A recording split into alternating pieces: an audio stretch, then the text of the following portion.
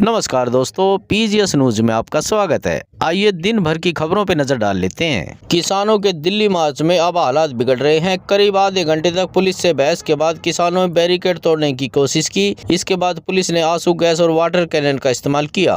9 किसान घायल हुए हैं। हरियाणा पंजाब के शंभू बॉर्डर से 101 किसान दोपहर 12 बजे दिल्ली के लिए रवाना हुए। पुलिस उन्हें गंगा नदी पर बने पुल को रोकने की कोशिश कर रही है। किसानों का आरोप है कि पुलिस रॉकेट लॉन्चर से बम गोलियां चला रही है। गंगा नदी का गंदा पानी प्रयोग किया जा रहा है। मार्च के मद्देनजर हरियाणा सरकार ने अंबाला जिले के 12 गांवों में इंटरनेट बैन 18 दिसंबर तक बढ़ा दिया है। खनौरी बॉर्डर पर संयुक्त किसान मोर्चा ने नेता जगजीत डल्लेवाल लगातार 19वें दिन आमरण अनशन पर बैठे हुए हैं। किसान नेता श्रवण पदेर ने कहा कि डल्लेवाल की सेहत को लेकर पूरा देश चिंतित है, लेकिन देश के प्रधानमंत्री नहीं। आगे समाचारों में, थाईलैंड में हरियाणा का बेटा दिलबाग ऐसा दौड़ा कि हर कोई देखता रह गया। हिसार के गांव कालवास के ब्लड रनर दिलबाग ने थाईलैंड के नाखोन रत्ना सीमा में world ability sport youth game में 17.57 सेकंड में 100 मीटर दौड़ लगाई और गोल्ड मेडल जीता। दिलबाग ने दौड़ने का जो सपना देखा था वह न केवल पूरा किया, बल्कि ऐसा दौड़ा कि विदेशी भी हैरान रह गए। दिलबाग रोजाना कई घंटे गाँव में हिसार के गिरी सेंटर में प्रैक्टिस करने आते हैं। दिलबाग का सपना है कि अब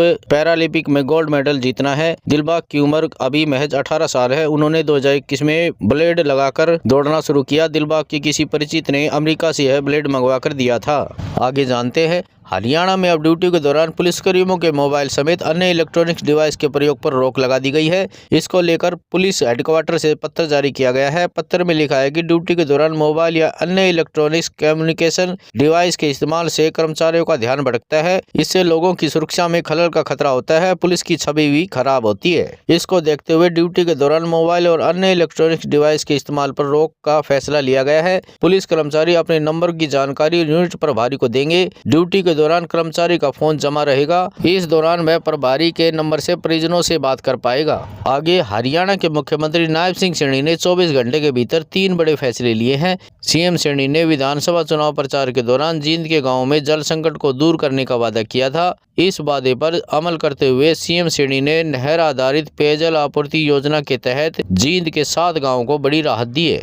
सीएम ने खटकड़, कसून, मोहनगढ़, कुचराना कला, धुआं और छात्र के लिए पानी के आउटलेट कनेक्शन को मंजूरी दी है। नई नहर आधारित जलापूर्ति योजना के तहत अगले 15 वर्षों के दौरान मौजूदा घाटे को 25% से घटाकर 20% किया जाएगा। वहीं मुख्यमंत्री ने फतेहाबाद ब्रांच पर कुटियाना डिप्टी चैनल के जीर्णोद्धार के लिए 1132.31 लाख रुपए की मंजूरी दी है। आगे मौसम समाचार। उत्तर पश्चिम से हरियाणा की तरफ आ रही पहाड़ी हवाओं के कारण राज्य छठे दिन भी शीतलहर की चपेट में है। मौसम विभाग ने प्रदेश के 17 जिलों में शीतलहर का अलर्ट जारी किया है। हालांकि धूप खिलने से तापमान में मामूली बढ़ोतरी हुई है। रात के न्यूनतम तापमान में औसतन 2 डिग्री की बढ़ोतरी हुई। इसके बाद भी यह सामान्य से 2 डिग्री कम है। पानीपत में न्यूनतम तापमान 4.58 डिग्री बढ़कर 10.4 डिग्री दर्ज किया गया। हिसार में सबसे कम तापमान 1.7, सोनीपत में 2 और नारनौल में 3.8 डिग्री दर्ज किया गया। हिसार में लगातार तीसरे दिन पारा 2 डिग्री से नीचे रहा। मौसम विभाग ने प्रदेश के 17 जिलों में 14 और 15 दिसंबर को शीतलहर का येलो अलर्ट जारी किया है। दिन में धूप खिलने से लोगों को सर्दी से राहत मिलेगी। आगे, हरियाणा कर्मचारी चयन आयोग ने हरियाणा प्रारंभिक शिक्षा विभाग की पंजाबी टीजीटी का अंतरिम परिणाम जारी कर दिया है। आयोग अब पास आउट अभ्यर्थियों के द्वारा 104 पद भरे जाएंगे। HSSC ने अप्रैल 2023 में इन भर्तियों के लिए विज्ञापन जारी किया था। आयोग की ओर से यह पदों के लिए अभ्यर्थियों को किसी मान्यता प्राप्त विश्वविद्यालय से पंजाबी बीएड, डीएड, HTET या पूर्णकालीन के साथ स्नातक की डिग्री की पात्रता रखी गई थी। इन पदों के लिए 18 सितंबर 2023 ऑनलाइन फॉर्म जमा करने की प्रारंभिक तिथि रखी गई थी। लास्ट डेट 9 अक्टूबर 2023 थी। टीजीटी पंजाबी पद के लिए 9300 रुपये से 34,800 रुपये प्लस 4600 रुपये तक दी जाएगी।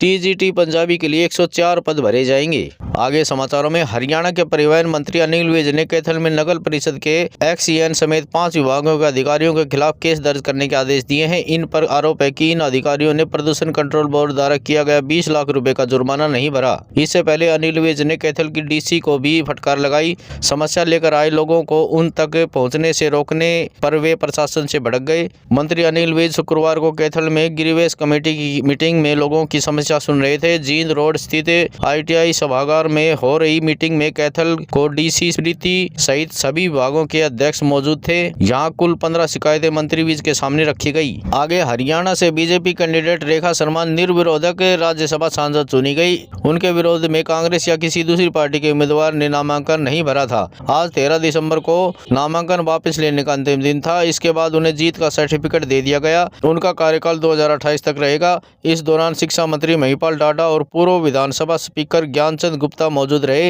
रिटर्निंग अधिकारी IAS अशोक कुमार मीणा ने रेखा शर्मा को जीत का सर्टिफिकेट सौंपा। बता दें कि भाजपा ने राष्ट्रीय महिला आयोग की चेयरपर्सन रह चुकी रेखा शर्मा को भाजपा उम्मीदवार बनाया था।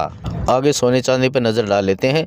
इस हफ्ते सोने के दामों में बढ़त देखने को मिली। India bullion and jeweller association की वेबसाइट के अनुसार पिछले शनिवार 7 दिसंबर को सोना 76,187 रुपये पर था, जो अब 14 दिसंबर को 76,922 रुपये प्रति 10 ग्राम पर पहुंच गया है। यानी इस हफ्ते इसकी कीमत 735 रुपये बढ़ी है। वहीं चांदी की कीमत में इस हफ्ते गिरावट रही। ये पिछले शनिवार को 90,820 रुपये पर थी, जो अब 88,976 रुपये प्रति किलोग्राम पर आ गई है। इस तरह इस हफ्ते इसकी कीमत 1,844 रुपये घटी है। वहीं 23 अक्टूबर को चांदी ने 99,151 रुपये और 30 अक्टूबर को सोने ने 79,681 रुपये का ऑल टाइम हाई बनाया था। आज समाचारों में बस इतना ही। कल मिलते हैं और नई खबरों के साथ। तब तक के लिए नमस्कार।